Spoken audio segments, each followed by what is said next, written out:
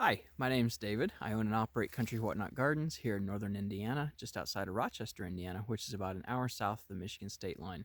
And behind me, we have a Japanese species of bamboo. This is Pseudosasa japonica, and it's known as arrow bamboo because the culms are very, never mind the spruce tree. I'll tell you about that in a little bit. The culms are very straight, narrow, and the nodes are non-prominent, which means it makes it very aerodynamic. This was the bamboo that during Japan's feudal period, the samurai actually made their arrow shafts out of, hence the name arrow bamboo. Now, it is classified as a runner, but it does not run very fast at all. You can see it's planted next to that spruce tree. And 15 years ago, when it was planted by that spruce tree was about 12 feet back in there to the trunk. So that spruce tree was 12 feet away from that bamboo when it started out, right? Because that spruce tree was just a little seedling. And now it is way up there. And the Pseudosasa is still way down here. So the spruce tree actually grew faster than the bamboo. Now, that's hardly invasive, is it? Now, it's about the bamboo that is about 15 years old, and it's been there ever since that spruce tree was really little. Now, that spruce tree's been there for a little bit longer than the bamboo. It's been there for 23 years, I want to say. But the Pseudosasa doesn't grow very fast at all. It has nice, larger, almost tropical looking leaves to it. It does top kill here in the winter in zone 5B. They just upgraded us to a 6A. I'm not putting too much stock in that. I'm going to continue gardening the way I always have. But I like it. Even though it does top kill, it will be going tan here within the next couple weeks, probably after we get this next winter storm, because they've forecasted 60-mile-an-hour wind for us with some pretty cold temperatures. And that wind is actually what does most of the top killing on bamboo, because it desiccates it. It basically freeze dries it. While plants aren't affected by wind chill per se, because they're not a warm-blooded organism, like us mammals, we know what wind chill is, right?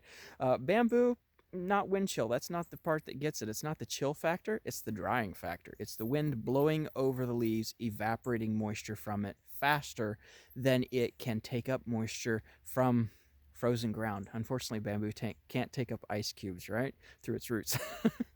But nonetheless, still a nice bamboo.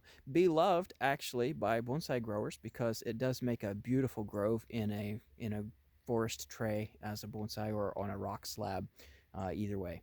And it makes a nice mid-size hedge, but it grows so slowly that you would have to start out with multiple plants, because it's just not going to grow very quick at all. It would be a good bamboo if you wanted that bamboo leaf look next to a backyard pond or something, where the rhizomes of a more vigorous species might interfere with your EDPM membrane liner for the fish, where the rhizomes could actually puncture the pond. This one's not really going to grow fast enough to do that. It's not something that you would have to worry about. It would be very easy to maintain by mowing. In fact, I have never mowed off any shoots of this to maintain it in the past 15 years. So if you did have to mow it to maintain it, you could, because you'd hardly have to do it. You could maintain it as a very small plant. This plant here is only maybe 6 feet across, if that. The actual footprint of one culm to the other on the farthest side of the patch, I wouldn't even hardly really call it a grove. It's not that big, but it makes a nice plant. Depending on what you want it for. If you want it for a screen, no, because down south, south zone 7 and south, it would get 18 feet tall, and it would be a nice screen. It gets dense and everything. Similar actually to Macon, our Macon ecotype of our native Urinaria gigantea.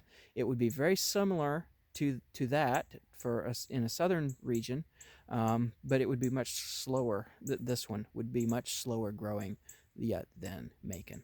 So anyway, if you want a nice little specimen plant, or a low hedge, or something very slow growing, and don't mind that it top kills something like a maiden grass, a miscanthus in the fall, and then reemerges in the spring, this might be your option. It's not quite a clumper, but it's so slow I would hardly call it a runner, even though it's classified as a runner. It's a nice bamboo. Also, if you're into growing bonsai, it would make a nice forest planting on a tray or a slab. It's got a lot of uses. Anyway, I hope you enjoyed the video, and thank you for joining me. I hope you'll join me for another video soon.